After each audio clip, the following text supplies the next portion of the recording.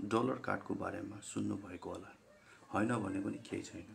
यो भिडियोमा dollar card के हो र के विशेषता छ बुझ्नेछौँ। डलर कार्ड भनेको तपाईले चलाएको एटिएम कार्ड या क्रेडिट कार्ड जस्तै हो, तर डलर कार्डको विशेषता छुट्टै छ। डलर कार्ड तपाईले विदेशबाट अनलाइन खरिद गर्दा अनलाइन पैसा तिर्नलाई उपयोग हुन्छ। डलर कार्ड फेरि भर्चुअल पनि हुन्छ।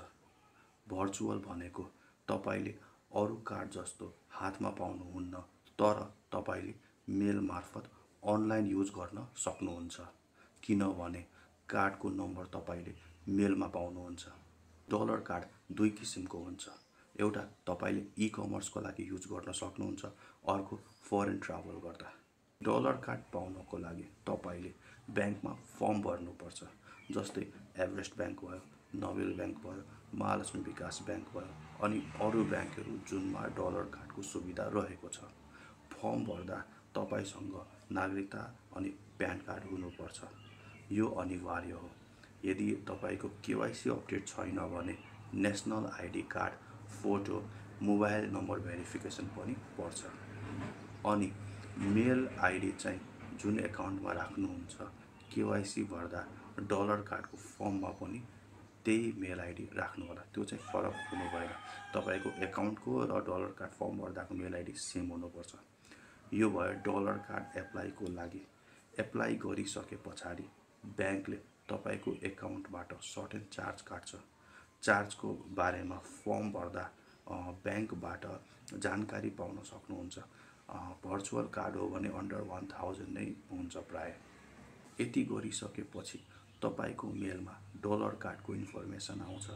यदि भर्चुअल डलर कार्ड हो भने मेलसँगै तपाईको नम्बरमा एउटा मेसेज पनि आउँछ।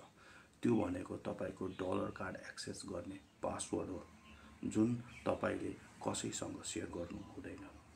अब तपाईको डलर कार्ड रेडी भयो, तर अनलाइन पेमेन्ट गर्नको लागि, जस्तै तपाईले अनलाइन कुनै सफ्टवेयर पर्चेस गरेको हुन सक्छ, तपाईले कुनै सामान किनेको हुन सक्छ, या गुगल कन्सोल एकाउन्ट क्रिएट गर्न पे गर्दा, त्यसको लागि तपाईको त्यो पाउनु भएको डलर कार्डमा डलर करेन्सी लोड गर्नुपर्छ।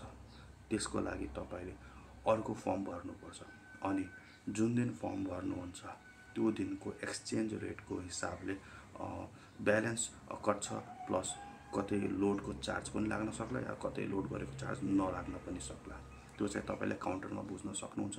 सुरुमै फर्म भर्दा तपाईले त्यो बुझ्न सक्नुहुन्छ। तपाईलाई ब्याङ्कले त्यो जानकारी इन्फर्मेसन दिन्छ।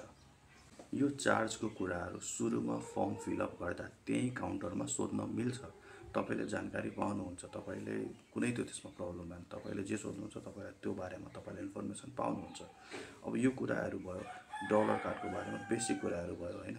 अब अरू केही छ भने सोध्नु होला कमेन्टमा, म तपाईलाई रिप्लाई गर्छु।